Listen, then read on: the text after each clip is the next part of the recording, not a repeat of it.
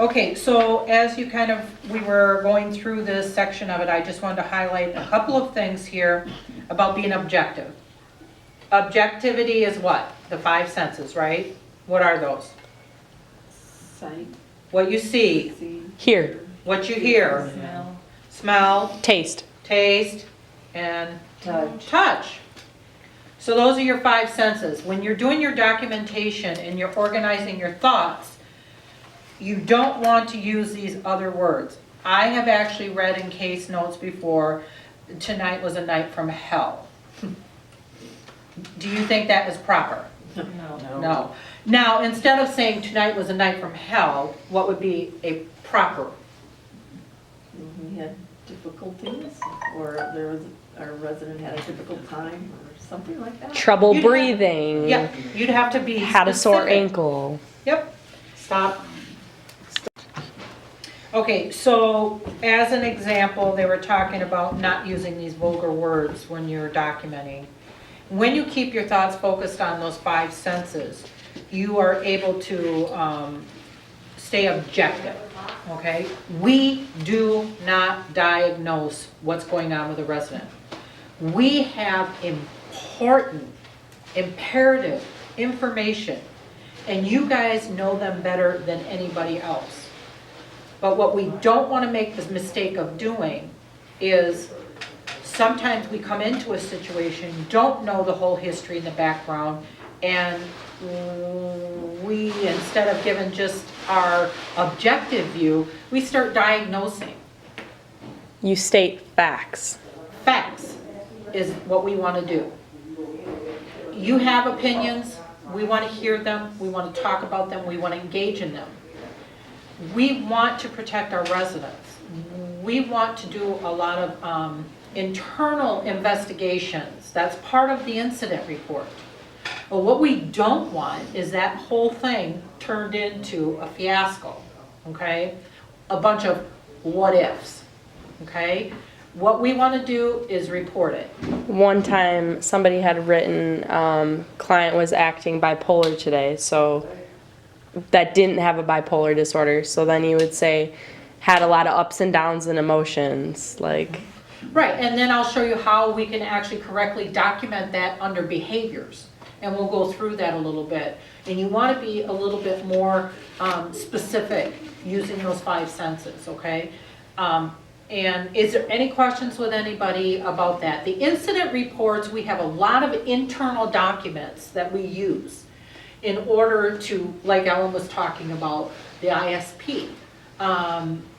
Making sure information gets to our wellness coordinator. She's going to have some internal papers. Anything that has to do with more of a professional that can actually result in more of a legal situation, our professionals in the management will handle that documentation so that it is recorded properly. Internal documents now become one of those professional documents the minute you say there's an incident report, okay? So you would never, our incident reports that we have stay in-house, stay in our company. It's in-house unless we feel at some point in time we need to refer that over. And our management will make those decisions. You don't document that in your progress notes. This is our internal documentation. It may end up coming to a situation where we need to do that, but at that point, let the management make that decision, okay? That's not for you guys to worry about, Can okay? I ask a question? But you can put the details of that incident on their progress notes of what happened, okay? Okay, so as a employee of Advanced Adult Care, we want you to document in a very specific way. I've handed out to each and every one of you a form, which is our progress notes. If you notice on our progress notes, in the left-hand side, there is a section that has your date, the time, and they're kind of looking like this.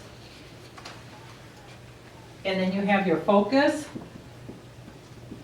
and then your sub-focus. And then it looks something like this. And then you have your journal entry,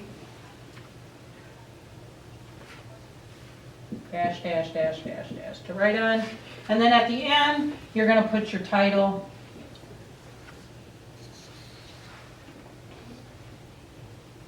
Okay?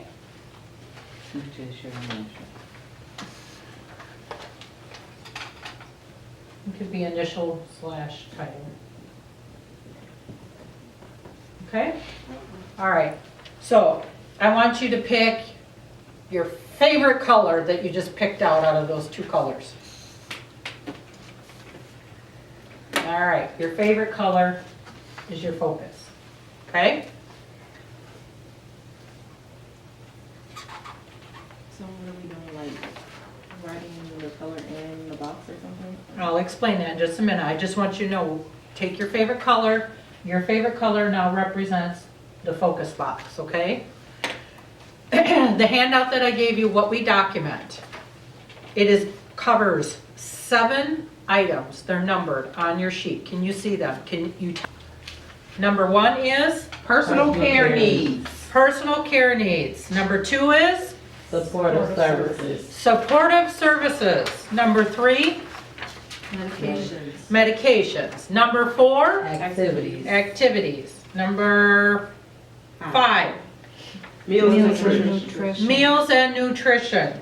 Number 6, Behavior, emotional health, and communication. behavioral, emotional health, and communication. Number 7, Health. health. What are those? Your focus. This is your focus. So, personal care needs, we can abbreviate it if we like. We can put PC because in-house, we all know what PC is now, right? Personal care, okay? Or you can write it out, okay? Okay, so get your other crayon color out, or marker, whatever you chose. And I want you to just highlight the little check marks under number 1. And then you can write in there sub-focus. Those are your sub-focuses. That's where you find your information on what you're going to determine goes into this column.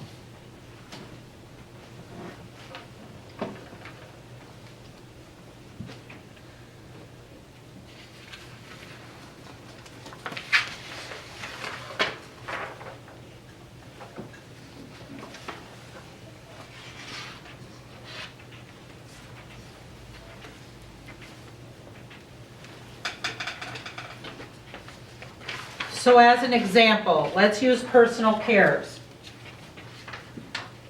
Miss Sally Joe always takes a shower. We never have a problem with Miss Sally Joe taking a shower. That's gonna be, a shower is gonna be under what? Or bathing? Under, Personal care. so what are you gonna put in the focus column? PC. What are we gonna put in the sub-focus? Bathing. Right. Bathing, shower, whatever, okay? We're not gonna be nitpicky about it, but we're gonna use this as a guideline, okay? Whatever word comes to you that highlights that to make sure that we're getting the impertinent information, okay? All right, so then what we would do is we would document Sally Joe refused shower. Then you're gonna follow through with, okay, she refused shower, what'd you do about it? Example, Reported to next shift. reported it to the following shift, so then the following shift has to come back and say, PC, bathing, Sally Joe did take her shower, and you're gonna put the time and the date, and then you're gonna initial it, okay? So if Sally Joe always refuses showers and you guys have to do this, are we charting on this? No. No. But where are you gonna make sure that that gets charted, that it got done? In her ADLs. Correct. On her ADL sheet, you wanna follow through with that, okay? Make sure that it says, what, D for done, right? So do you do this for each, do you do a focus and a sub-focus for everything that happens throughout a day? So it's all, Absolutely not. Only Only things significant out of- changes. Out of the ordinary. Or but you're doing them something- separate is what I mean. Or if there is a doctor's order, management has asked for it, but you will have an actual sheet that you can come off of that will tell you what needs to be documented from a doctor's order or from the management that is required in your sub-focus groups, in your focus groups, okay? Okay, so does everybody understand those 7 things you just circled is what is your focus? And that's what should be written in this column, okay? Now I want you to take your second color, the next color you chose, all right? Underneath personal cares, there's little check marks. Those check marks are examples of your sub-focus. I'm confused, I don't give me those. Okay, Right here. Okay. These will be your sub-focuses here, under each category. okay, so go to number 1. Under number 1, where it says personal cares, that's your focus, okay? Now your sub-focus is gonna be every check mark underneath there, examples of, which are what?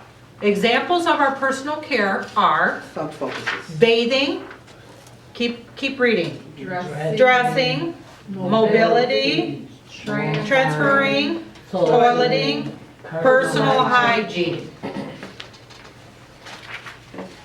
Okay, that should be written in what? Sub-focus. The sub-focus